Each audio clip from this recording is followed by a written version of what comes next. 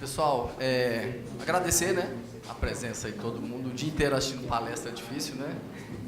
E agradecer em especial a doutora Rita, que é a desembargadora do tribunal, e ela que foi a patrocinadora desse trabalho que a gente vai apresentar na gestão dela, que terminou em dezembro, mas que esse trabalho continua na atual gestão, certo?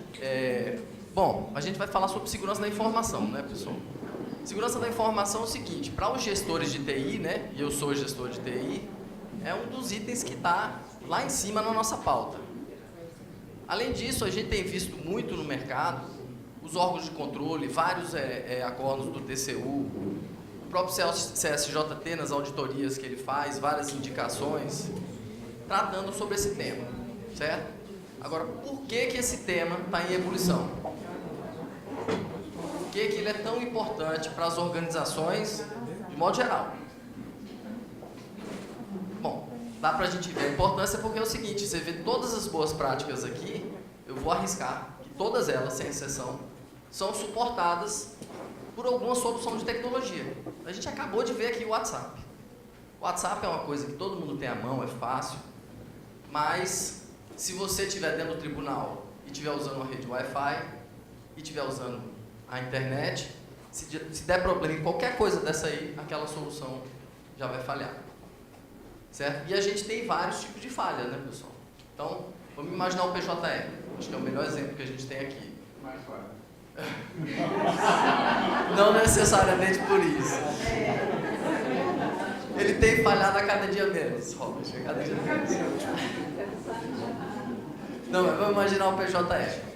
Então, na realidade, a gente tem que garantir, para o uso do PJE, que toda aquela infraestrutura tecnológica de comunicação e do sistema esteja ok.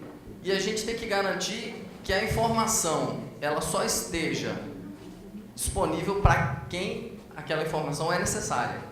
Então, é a questão da confidencialidade. Além disso, a gente tem que se preocupar muito com a questão da fraude, da alteração de uma sentença, alteração de um despacho, que é a questão da integridade da informação. E também a gente tem que se preocupar com a disponibilidade. Se esse sistema fica fora do ar, e eventualmente ele fica, né, Robert? Cada vez menos, cada vez menos. O que acontece? Na realidade, cria um tumulto gigantesco para todo mundo, interno e externo. Então, a segurança da informação é o que, pessoal? Uma série de controles, mas são, assim, centenas, milhares de controles que a gente precisa estar atento para garantir que as soluções baseadas em tecnologia funcionem bem. Tá?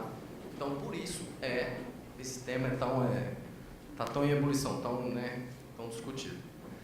O nosso trabalho aqui, basicamente, é o seguinte: não tem nenhuma bala de prata, não tem grande inovação, mas foi um trabalho que foi feito ao longo de, mais intensamente, nos últimos 2, 3 anos, e que a gente conseguiu sair de uma situação onde a segurança da informação era tratada pontualmente, né, assim, de uma maneira, vou até arriscar assim, meio precária, para uma situação que agora a gente conhece os riscos que a gente tem indicadores que são calculados com alguma base científica, e que então agora a gente pode entrar num ciclo de mensurar o risco que nós temos, planejar ações para mitigar esses riscos, implantar essas ações, ver qual foi o resultado e aí entrar naquele ciclo do PDCA. Então a gente sai de uma situação que a gente está meio cego para uma situação que a gente conhece os riscos. E aí quando a gente passa a conhecer, fica com mais cabelo branco. Quem vai fazer a apresentação, pessoal, é o Ayrton. Ele é o responsável pelo escritório de governança, tá? É um dos caras que foi um dos fatores aí, a presença dele no projeto, que eu acho que fez com que o projeto tivesse sucesso. Boa tarde a todos, obrigado, Marcos, pelos elogios. E esse tema é um pouco árido, né? Para quem não é afeito à comunicação, à tecnologia de comunicação, né? Informação de comunicação, pode achar até muito frio, né? Mas a segurança da informação não é uma novidade. As organizações dos estados, o Vaticano, a igreja, né? Todas as organizações de informações privilegiadas já tratam disso. Então já tem o controle de documentos, o controle de acesso, quem pode usar. E por que agora está sendo a bola da vez na administração pública, né? Por conta da automatização dos processos. Está tudo caindo digital, eletrônico, digital, eletrônico, digital, eletrônico. E as informações não estão mais no papel. Não estão naquele suporte material papel. Está em corrente de bits elétricos que ficam lá no CPD, no centro computacional, que qualquer hora cai. E aí para todo mundo e aí, como colocaram, gera estresse para todo mundo. Audiência e tudo mais. Mas isso é um mal menor. O pior é, sumiu a informação. Cadê o processo? Então essa é a preocupação maior. Então agora, o judiciário, né? As resoluções 90, 99, do CNJ, do CNJ 69, cobrando, colocar no planejamento estratégico, promover a segurança da informação. E segurança da informação é uma coisa cara, uma coisa difícil, é uma coisa bem específica, é igual governança, é uma coisa, quanto mais você estuda, mais você acha que não sabe. Então, ela também não é muita prioridade, é só quando alguém espreme, aperta, olha, vamos fazer uma coisa de segurança.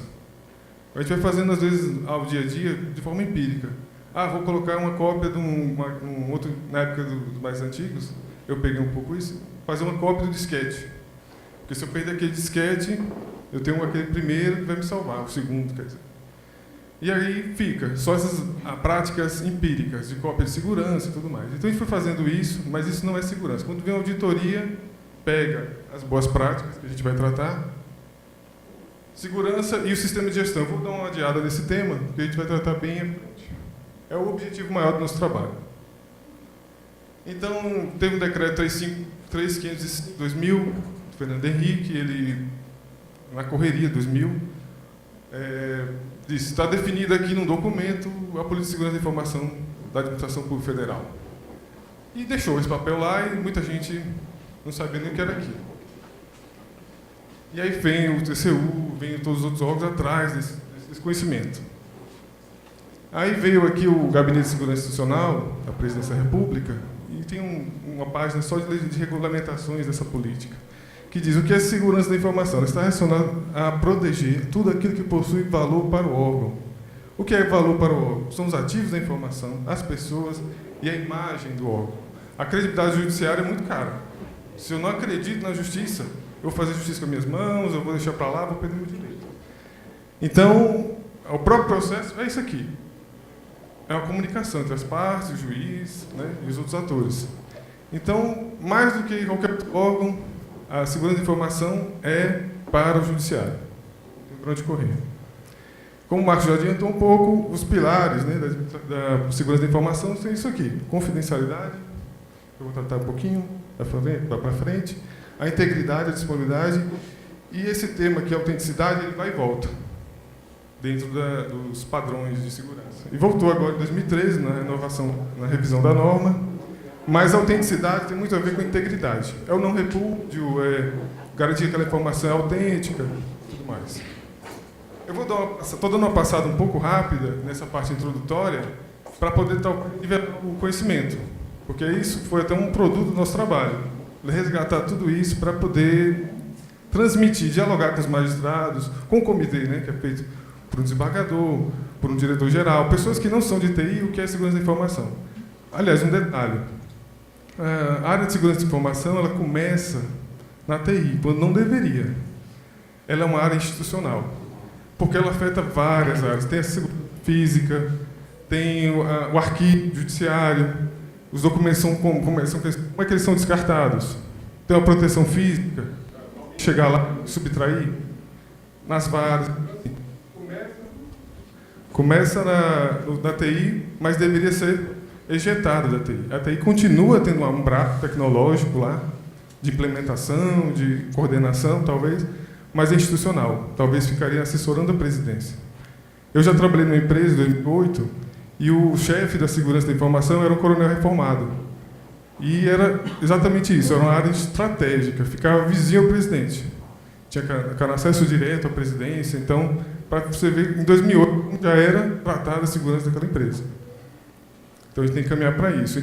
Quando eu vejo meus colegas falando, está muito na área da TI e é só quando é pressionada, só avança quando se tem alguém cobrando.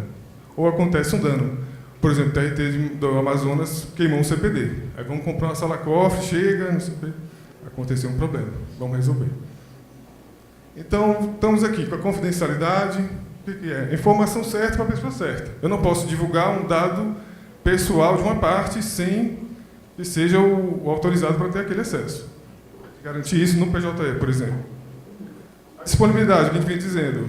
Na hora marcada da audiência tem que estar o PJE funcionando, porque senão não adianta o PJE. Se naquele dia que eu marquei viu as partes, está aqui todo está disponível. Então não adianta.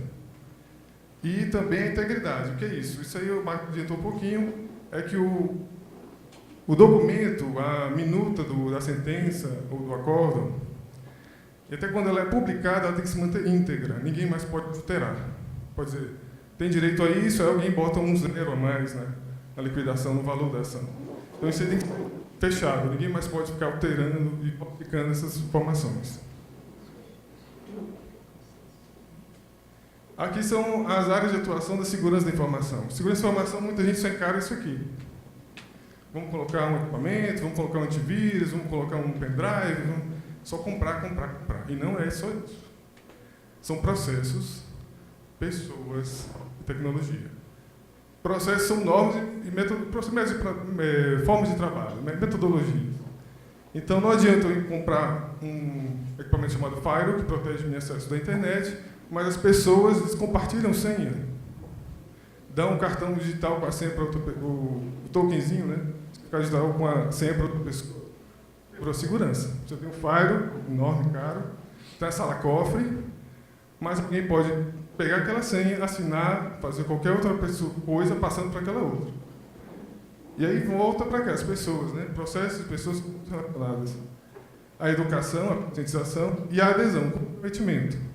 Então, se as pessoas não tomam a prática da segurança, não adianta. São 3 pilares. Qualquer um desses que fica vulnerável, por água abaixo. Aqui embaixo está escrito ambiente, que é um círculo maior. Onde acontece tudo isso? Dentro do tribunal, no acesso à internet, no transporte público, no aeroporto. É onde você está, a pessoa fazendo um determinado processo, trabalho, usando um determinado recurso de tecnologia.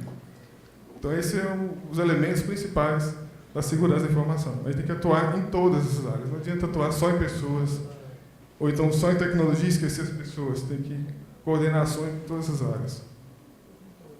Aqui está, eu também vou passar um pouco rápido, porque o foco é o projeto. Mas eu vou passar rapidinho para saber por que tem que fazer segurança de informação.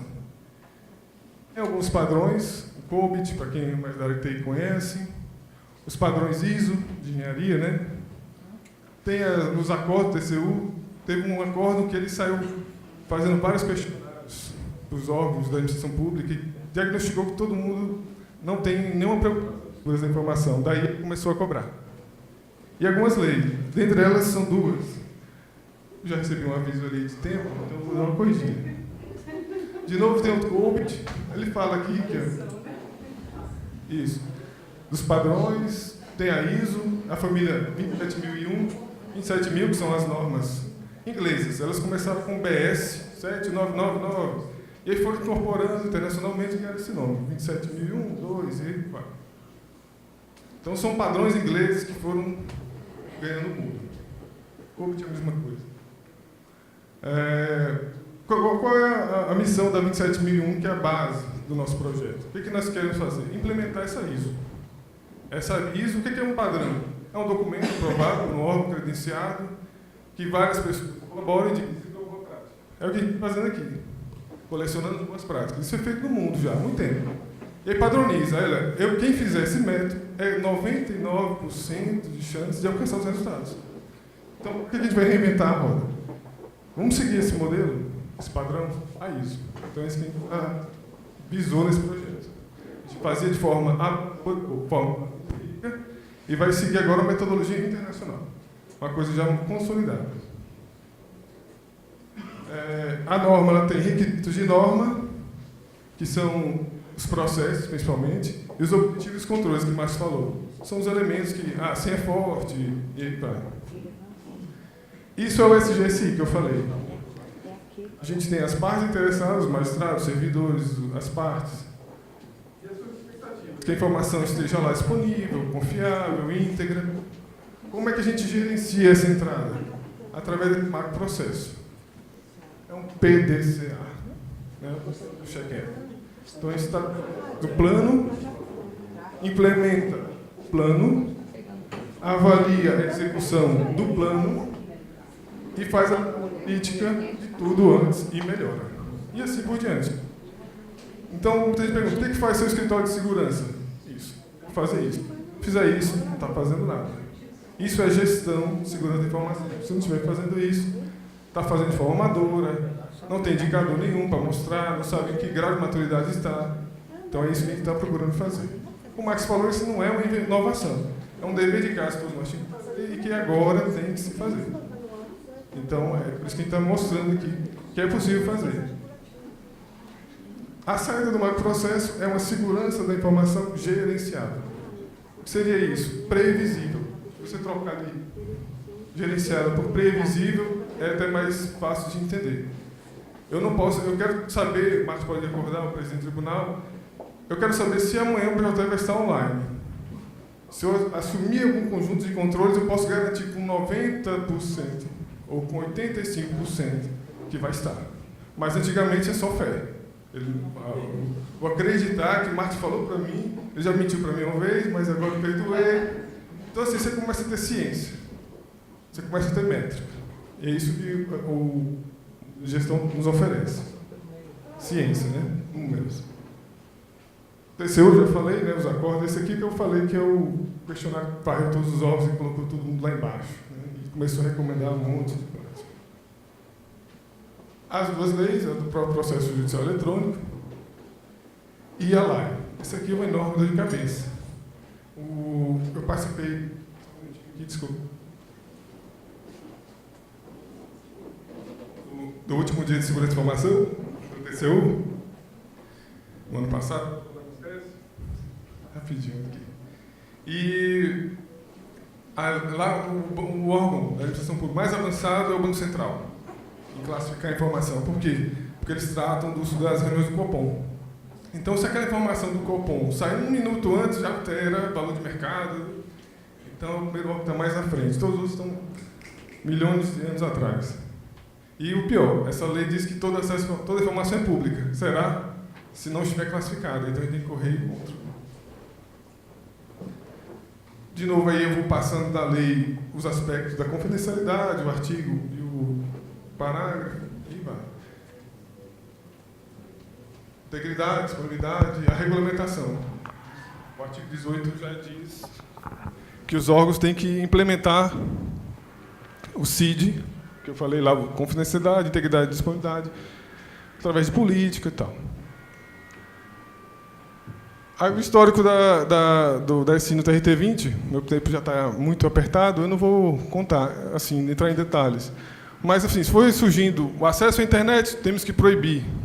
Temos que dizer se acessar só Gov, só JUS, então um ato para dizer assim, olha, não foi eu que foi o secretário que proibiu, foi a presidente ou o presidente que disse que não pode. Então foi surgindo esses atos para poder justificar o uso controlado dos recursos, para não ter acesso à pedofilia e outros tipos de conteúdo, né? Regulamentar.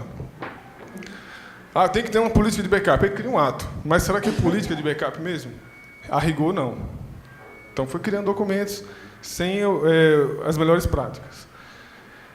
Depois, com o projeto... aí tem um escritório que foi criado, também por pressão de uma fiscalização do Conselho. Foi criado o escritório, o comitê. Então, foi criando à medida da pressão. Unidades e atos. Aí eu falo da auditoria, que ele diz, tem que ter uma unidade dedicada à segurança da informação, tem que ter uma política, tem que ter os papéis definidos, fazer análise de risco, e assim por diante. E aí ele foi pedindo prazo para a gente implementar isso. E esse prazo culminou com o projeto. Então, o projeto veio responder essas exigências, esses achados de auditoria, para alinhar o TRT-20 às melhores práticas de segurança. Exigir dos usuários, recursos TI, gestores, a ciência do termo de compromisso com a política. Então, para o usuário ter o compromisso de cumprir a política, ele tem que conhecer a política. O que é a política, o que é a segurança da informação. É um trabalho enorme. A gente avançou um bocado e só viu o tamanho do mar, igual o mar de Porto Seguro, enorme para varrer. Então, está aqui a parte central do trabalho, que é a implementação do SGC que eu falei no TRT da 20ª região. A gente começou a fase 1 internamente, e a fase 2 a gente buscou uma consultoria, a Módulo, que foi a que venceu a nossa licitação, e ela nos apoiou a implementar o SGC dentro do nosso tribunal. Então, na fase 1, dentro de casa, a gente fez o nivelamento teórico, esse estudo que eu já passei, uma análise empírica dos riscos e ameaças, né, as vulnerabilidades que nós somos expostos. Publicamos a política, que são diretrizes, e algumas normas. A de utilização da rede corporativa, que também está o acesso lógico, e de uso da internet, porque é a primeira coisa que se pede, é controle da internet. E, em seguida, contratamos uma empresa para apoiar na implementação da segunda fase, que é o modelo de gestão de SI. Isso foi em meados, essa fase 1 em meados de 2013. Em 2014, a gente fez a fase 2, que foi uma análise de gap. A análise de gap só se faz com auditores da norma ISO 27001, a rigor. Então, a gente foi buscar essa consultoria até para isso. Porque qualquer um que for fazer... Vou fazer uma análise de gap. Se você não tem a certificação da ISO 27001, você está fazendo uma coisa muito amadora. Então, para fazer uma verdadeira análise de gap, tem que buscar um auditor dessa ISO. Também fizemos uma gestão de riscos. Inventariar os ativos, fazer análise de riscos, traçar plano de ação, tratamento dos riscos e o fluxo, né? Esses duas etapas aqui, por que a gente definiu ela como elementos dessa fase do projeto? Porque sem isso aqui, sem conhecer a distância que nós nos encontramos com a ISO e sem saber quais riscos nós corremos, a gente não pode escrever um documento chamado Plano Diretor de Segurança da Informação. O que é um plano? O que a gente tem que fazer em termos de segurança da informação? Se você fizer sem isso ou sem isso, você pode fazer um trabalho também amador. Porque você não pode fazer sem isso, por exemplo, sem os riscos. Você poderia fazer apenas com a ISO. Porque com os riscos você vai saber, esse controle, esse objetivo, vale a pena gastar porque ele é muito caro, depende do risco. Se o risco for elevado, vale. Se não for, tem que fazer análise de custo-benefício. Então eles se complementam. Com essas duas fases completadas, a gente fez a revisão da nossa política, a gente já tinha uma política, já tinha duas normas e avançamos mais. No final, a gente fez uma divulgação, uma palestra aberta para todos, sobre segurança da informação, apresentamos a política, e logo em seguida, todos os servidores assinaram um termo de compromisso virtual, na época do recadastramento. E, por fim, teve um treinamento para os técnicos na ferramenta de gestão da segurança da informação, que todos os tribunais têm, que é o Risk Manager. Então, muitos servidores entraram, não tinham conhecimento da ferramenta, foi retreinado. Então, eu já adiantei um pouco, produtos, né? Fase 1, a política, duas normas, a corporativa e a contratação da consultoria, a análise de gap, que é a avaliação da nossa realidade com essa ISO, com essas boas práticas, só que de segurança da informação. Depois a gente fez a análise de risco, inventariamos os nossos ativos, fizemos batimento da configuração do ativo ou dos processos, com questionário com as pessoas, por exemplo, teve questionários, teve avaliação de ambientes, e bateu que a nossa realidade com o que as boas práticas, as ISOs, recomendam. Então, qual é o objetivo principal? Vou passar rapidinho aqui. Quais são as principais ameaças ao negócio? Está na estratégia. Não é da minha cabeça, eu acho que é a audiência, eu acho que é o pleno. Não, você tem que buscar no seu balanço scorecard, no seu mapa estratégico, o que é essencial para o tribunal e ali ver qual ativo suporta cada microprocesso ou processo, e daí pesar. Não, aqui o impacto é muito grande, por exemplo. A rede caindo, cai tudo. Então, é um ativo muito relevante. Os níveis de riscos, se estão ou não implementados, quais os próximos passos para reduzir os riscos e como priorizar, porque daqui a pouco você está com um cadernão, acontece isso. Análise de risco produz um documento enorme e você não sabe por onde começar. Então, ele dá estratégia de tratamento. Essas fases, inventário, que eu falei, análise, avaliação e o tratamento. E aí volta. Isso é cíclico, não para. Isso aqui está dentro do GSI, lá no do e no cheque. Do e cheque. E no plano também, né? É um subsídio para fazer o plano. Então ele é concorrente. Ele não é uma fase específica, ele está andando ao mesmo tempo. A fase 2 eu tratei, que é a revisão da nossa política, criamos vários outros documentos, de forma realmente de acordo com as boas práticas de segurança. Teve um treinamento e uma palestra, que foi essa aqui, realizada dia 11 de novembro, aberta a toda a comunidade, viu, um palestrante, um externo.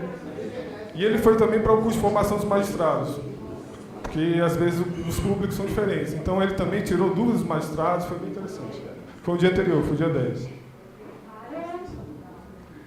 Mais ou menos isso. Para manter e aperfeiçoar o SGSI com o plano, eu executo, avalio, melhoro. Então isso é cíclico, não para nunca. Então, quais são os próximos passos? A gente está formatando agora, para casar com o nosso PDTI, o PDSI, com metas e objetivos específicos para a implementação de controles de SI, visando o quê? Mitigar o nosso gap, a nossa distância para com a ISO, e tratar os riscos identificados, aqueles que a gente acha mais prioritários. E continuar mantendo a gestão, a operacionalização, a análise periódica e crítica do SGSI, em busca da melhoria contínua. É isso, eu dei uma corrida, mas espero que tenham compreendido um pouco desse assunto, que é muito extenso mesmo. Aberto a dúvidas.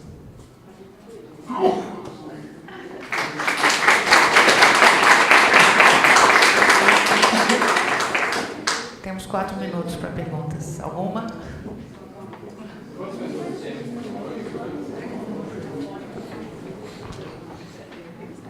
O escritório de segurança de vocês está montado. Quantas pessoas? Servidores.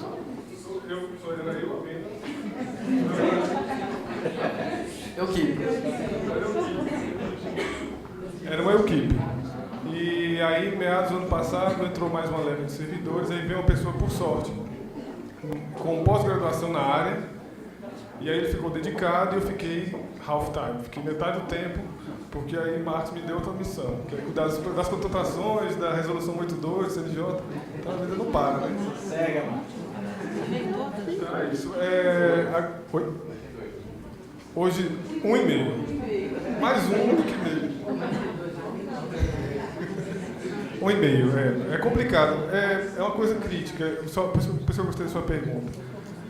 Não adianta...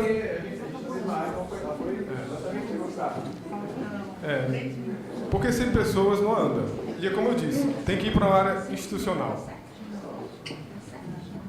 Robert, é o seguinte, veja, diretamente ligado ao escritório, o papel do escritório é basicamente fazer aquele PDCA, garantir que a gente está planejando, que está implementando, mas o escritório em si não implementa. Ele não vai implementar um novo servidor de domínio, ele não vai fazer imagem, mas ele tem que garantir que há um plano, ele tem que medir o risco, entendeu? Então, e você sabe que a escassez de recursos é grande, né? Logo no início você falou que achava que a segurança da informação não devia iniciar na TI, mas na segurança institucional. Eu concordo, eu queria saber se lá vocês usam isso, ou se há alguma resistência por passar a iniciativa do cuidado para a segurança institucional. Olha, eu comentei isso muito com o Marcos, até que o Marcos me deu uma resposta que eu parei de perguntar a ele. Marcos, quando é que a gente levanta essa unidade? A resposta foi cala a boca? Não. A resposta dele me convenceu, e aí eu me calei. Ele falou, Ayrton, até o escritório de projetos é institucional. Então, assim como a gente tem um escritório dentro da TI, não era para estar aqui dentro, era para estar assim. E aí eu vi, então é a questão de maturidade. Então a gente talvez tem que abrir essas fronteiras, desbravar, e aí no futuro, aí as unidades vão ver, peraí, a TI quer mandar no arquivo? Não tem competência. A TI quer mandar no acesso físico ao tribunal? Não tem competência. Aí essa competência sobe para a unidade institucional. É isso que aconteceu, mas é a questão de maturidade. Primeiro, a maturidade da própria segurança institucional, né? Isso. Que ela primeiro tem que evoluir para poder abarcar essa história. Exato, perfeito.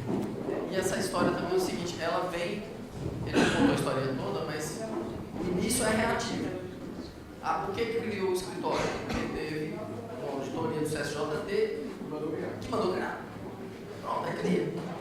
Ah, mas não fizemos da forma como deveria ser, porque não tinha maturidade, não, gente. Agora a gente está...